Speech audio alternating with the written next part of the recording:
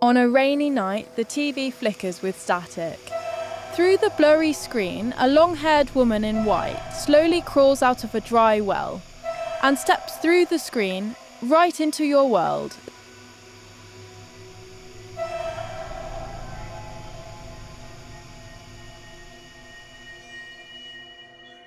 This is the iconic scene from the Japanese horror film Ringu.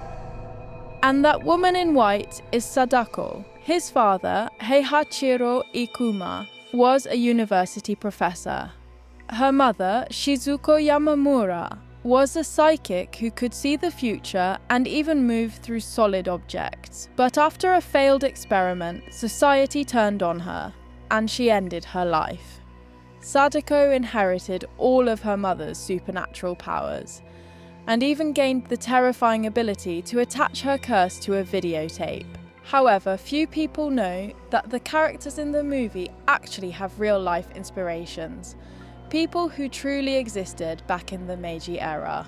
According to Ringu's screenwriter, Hiroshi Takahashi, Sadako's mother, Shizuko, was based on a real person named Shizuko Mifune. Her story caused a huge sensation in Japan at the time, sparking heated debates across the media and academic circles alike. Let's go back to the year 1886 in Kumamoto Prefecture, Japan. A baby girl named Chizuko was born. She was almost deaf in her left ear, quiet and introverted, often sitting alone in silence. No one knew that behind those calm eyes, strange visions would sometimes flicker, things she thought were just her imagination. The first person to truly notice she was different was her brother-in-law, Takeo Kiyomizu. When Chizuko was 17, Takeo Kiyomizu became fascinated by hypnosis, a new practice that had just spread to Japan from Europe. He firmly believed it could unlock the hidden potential of the human mind. Candlelight flickered in the room as Chizuko sat nervously in the chair. Look at this pocket watch. Your mind is sinking deeper and deeper. Chizuko slowly closed her eyes and then began to speak, foretelling what was to come. While under hypnosis, Chizuko displayed an astonishing ability. She could see events happening miles away, as if they were right before her eyes. At the time, however, this remained a family secret. Later, like many women of that era, 22-year-old Chizuko entered an arranged marriage. Her husband, Lieutenant Kanehiro Kawachi, was an army officer, yet less than a month after their wedding, he was sent off to war, leaving Chizuko to live with his parents. She devoted herself to caring for the household and tried hard to fit into her new family, until fate took an unexpected turn. One day, her father-in-law discovered that 50 yen had gone missing from his wallet, a large sum at the time. As the family searched frantically, Chizuko suddenly saw a vision of where the money had gone.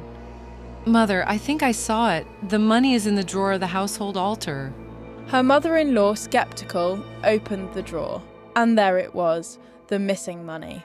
But instead of gratitude, she sneered. So you put it back after stealing it, didn't you? Otherwise, how would you know where it was?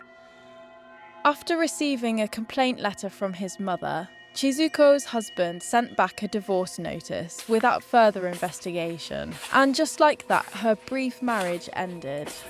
Ejected and heartbroken, Chizuko returned to her parents' home, a situation that, in that society, seemed almost hopeless. Yet unexpectedly, this became a turning point in her life. Back at home, she began helping in her father's pharmacy. It was there that the abilities she had kept hidden since the age of 17 began to truly emerge. She didn't need to feel a pulse. By simply gazing at someone, she could diagnose their illness. Her father was taking a patient's pulse, worried. Your right lung, there's a shadow beneath it. Chizuko, don't speak nonsense. A few days later, the patient returned, visibly agitated. The young lady was exactly right. I went to the hospital and there really was a problem with my right lung. Her father looked on, utterly astonished. Chizuko's reputation spread rapidly, and people began calling her the Divine Woman. Her fame grew so much that even the Mitsui conglomerate sought her help to locate coal deposits. Shizuko pointed to a mountain and declared that a massive black stone lay beneath it. When excavated, the results were astonishing. It became the famous Manda coal mine. She received a huge reward, and the media dubbed her the girl with eyes that see 1,000 miles. But this sudden fortune didn't bring happiness. Instead, it became a curse. I should get half of that reward from the mine. Without my hypnosis, she wouldn't have these abilities. We raised her all these years. The money should be managed by the family. Shizuko sat at the corner, heartbroken, weeping quietly. At the same time, the academic world took notice. Professor Arisuke Fukurai, a parapsychologist at the University of Tokyo, became deeply interested in Shizuko. He designed rigorous experiments. Pieces of paper with words written on them were sealed inside 12 opaque envelopes, and Shizuko was asked to see through them. The initial results were astonishing.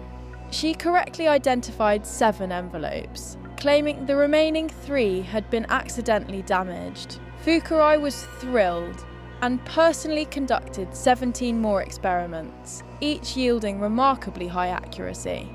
Returning to Tokyo, he shared the results with other scholars, causing a sensation. In September 1910, they invited Shizuko to Tokyo to demonstrate her abilities publicly.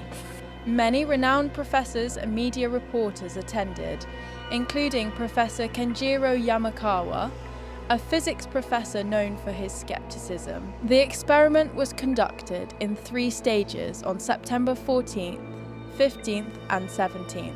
The first and third were for scholars, while the second was open to the press. In the first experiment, Yamakawa sealed a paper with 3 characters inside 20 lead tubes. Lead being impervious to X-rays, a perfect test of her abilities. Shizuko pointed to a tube and announced the characters inside. When opened, the paper matched her claim. But in reality, the paper hadn't been prepared by Yamakawa. Shizuko had swapped the experimental tube with a practice tube she brought, following Fukurai's suggestion. I'm sorry. I can't see anything today. Use the tube that worked in practice. Just say it contains the answer. Shizuko hesitated, but in the end she swapped the tube, producing the correct result. This only deepened Yamakawa's suspicion, and he accused her of fraud. Shizuko later explained she had brought the practice tube as a protective charm and used it because she couldn't see through Yamakawa's tubes. So she really is a fraud? By this point, Yamakawa had completely lost trust in Shizuko's abilities. The next day's public experiment, though technically successful, was far less rigorous than the first. By the final session on September 17th, Shizuko claimed she was too unwell to continue. These events fueled growing skepticism. After the Tokyo experiments, Shizuko was widely regarded as a fraud. Heartbroken and depressed, she returned home. On January 18, 1911, she took poison in an attempted suicide. Though briefly revived the next day, she passed away that afternoon, haunted by resentment and having been used in experiments. Shizuko's story was full of drama. Her life later inspired many characters in popular culture. Most notably, in the horror film Ringu, she served as the real-life inspiration for Sadako's mother, Shizuko Yamamura. If you thought this was horrifying, there are plenty more true horror stories waiting for you. Like, share and subscribe. See you next time.